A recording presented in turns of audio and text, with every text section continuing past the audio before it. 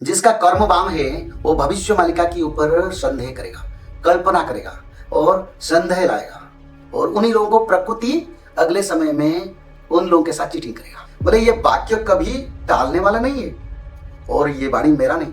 भविष्य मालिका लिखने के बाद बोले ये तो मूल लिखा हूं, मैं लिखा हूं, इसका अर्थ मैं नहीं लिखा, ये भगवान ने लिखे थे, मैं उसको प्रकाश कर रहा हूं। 26 मसीहा में सबसे बड़ा इशू रहेगा विश्व में प्रकृति पंचभूत में बड़ा परिवर्तन आएगा, क्लाइमेटिक कंडीशन में, जिसमें सारा विश्व की जलवायु ड्राई बनेगा।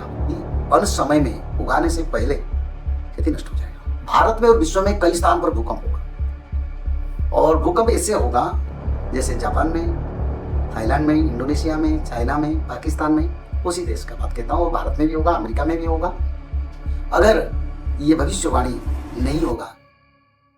देखो, भविष्य शास्त्र जब हुआ तब सरकार की जैसे एग्रीमेंट होता है ना, तो अच्युतानंद ने किसी के साथ एग्रीमेंट नहीं किया। अच्युतानंद ने बोले मुँह कहूची बोली मोहर वाक्य नुहे प्रभु खंजी चंती धाता कर्म वाम हेले कल्पना ग्रासीव प्रकृति काटिव चिता। जिसका कर्म वाम है वो भविष्य मालिका के ऊपर संदेह करेगा, कल्पना करेगा और संदेह लाएगा। कर्म वाम हेले कल्पना ग्रासीव, जिसका कर्म खोट है जिन लोगों का, वो लोग इसके ऊपर बहस करेंगे, विचार करेंगे, मन में द्वंद्व लाएंगे। ये कल्पना का अर्थ द्वंद्व आएगा भविष्य मालिका के विचारधारा, सत्यता, और उन्हीं लोगों को प्रकृति अगले समय में उन लोगों के साथ चीटिंग करेगा। इसको लेके प्रकृति काटी व चित्ता, चित्ता का अर्थ प्रकृति उस समय उन लोगों को बड़ा परेशान करेगा। कब करेगा? विनाश, संहार के समय।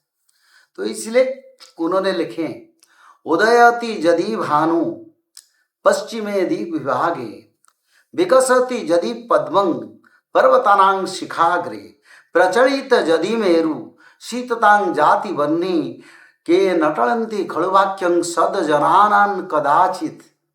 बोले ये वाक्य कभी टालने वाला नहीं है, और ये वाणी मेरा नहीं। भविष्य मालिका लिखने के बाद बोले ये तो मूल लिखा हूं, मैं लिखा हूं, इसका अर्थ मैं नहीं लिखा हूं, ये भगवान ने लिखे थे, मैं उसको प्रकाश कर रहा हूं।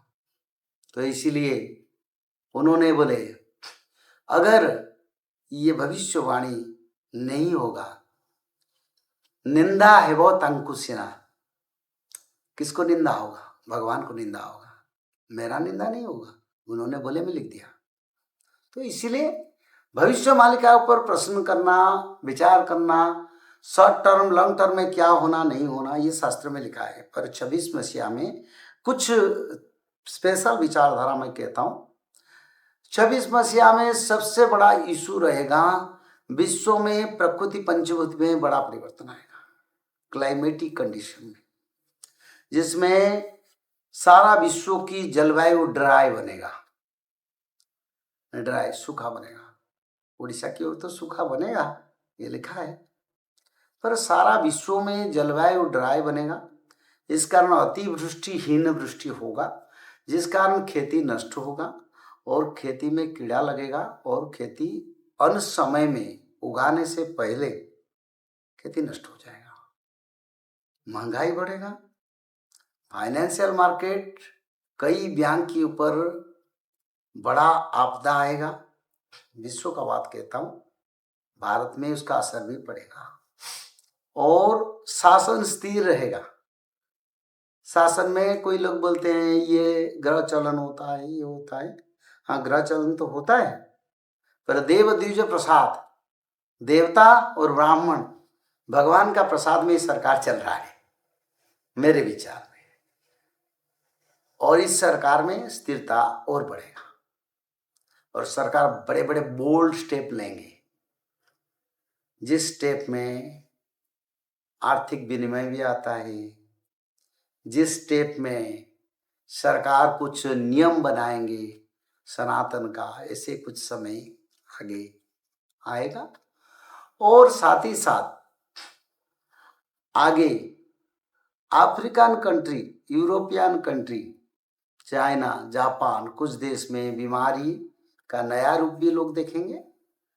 और भारत में और विश्व में कई स्थान पर भूकंप होगा।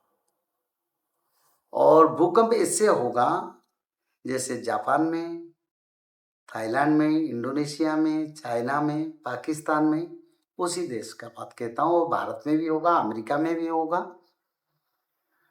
और बड़े बड़े साइक्लोन आएगा। और साथ ही साथ संसार में लोग धर्म की ओर भी आएंगे।